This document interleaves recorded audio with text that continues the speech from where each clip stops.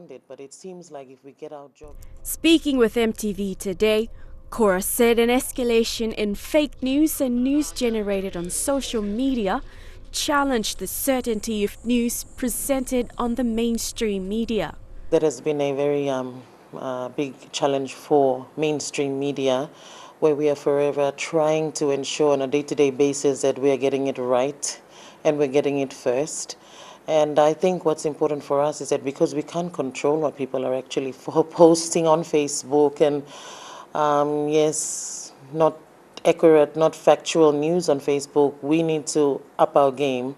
She urged journalists to maintain a higher and reputable standard in journalism by verifying their facts thoroughly before publishing.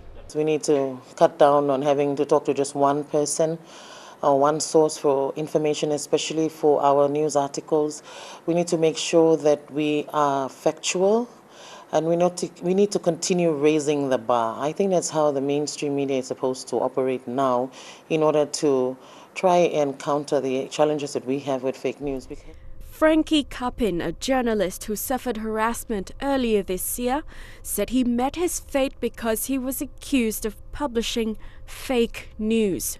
What happened to me, I think, just if I can relate back to the incident and what really prompted the attack on me, I guess a lot of things were not, or not things, but questions were not answered in terms of what really happened. If it was really verified, can be verified that yes, I did write a one-sided story, or did a one-sided news of the governor, which was basically the reason why the assault came about. And not only me, but the other my colleagues as well who were blamed and named in the assault was basically relating to one-sided news being published. Cases like Kapin's are increasingly popular these days. Kora said while people were not aware of the role of journalists, it was also incumbent on journalists themselves to recognize their rights and speak up. When it happens to you and your cameraman and your driver, the police officer smashes your camera in public and all that, you know that there was a breach. And then you need to start talking to other media houses about that and look, this happened to our cameraman. We want to be able, if we start shutting our mouth, our people don't really realize that that was a terrible thing that we did.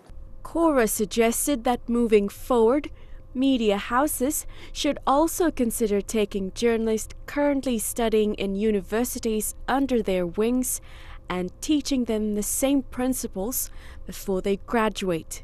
If they can be able to come and work in the mainstream more effectively and more consistently, I think it will be better for not only for the mainstream, where we don't have to retrain them again when they enter the newsroom, but it would lift the quality that we're getting from the universities.